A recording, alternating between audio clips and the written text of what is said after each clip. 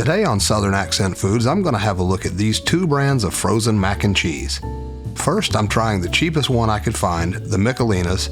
This was less than $2 at Walmart. Next, I'll try the super expensive Beecher's at almost $15. This one better come with an act.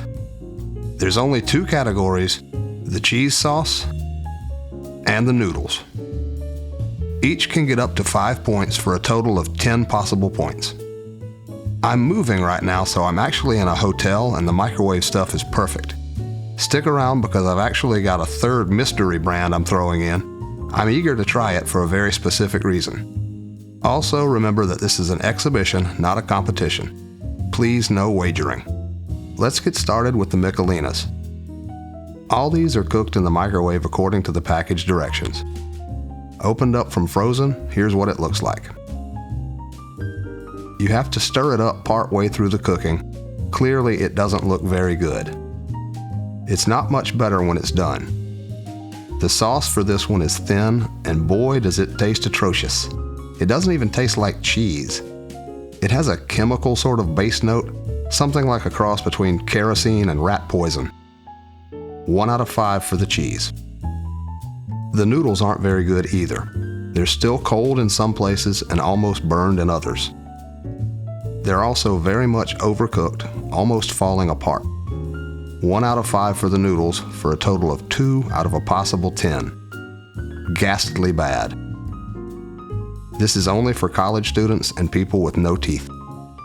Now for the Beecher's. I had a hard time getting the film off, but when it was ready, I think you can see this is a very different product. Stirring part way through cooking, and the sauce is clearly thick and creamy.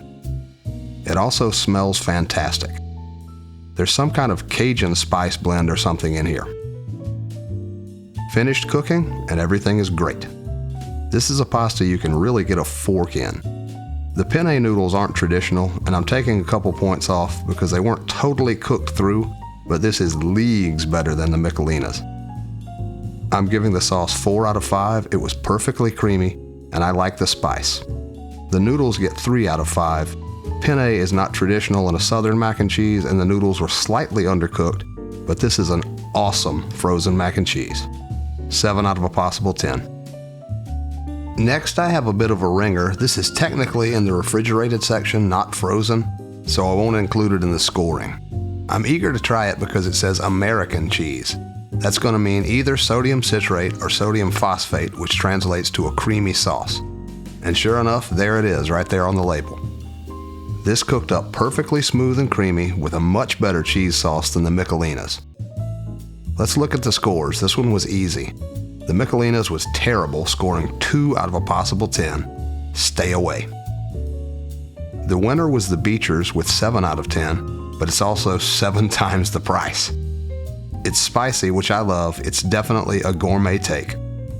However, I didn't score the Hormel, but if you're more of a traditional mac and cheese fan, this one's for you at a better price.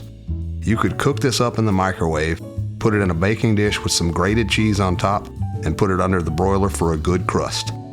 You have a few options here. If you'd like a recipe for homemade mac and cheese, click on this video right here, and I'll see you there.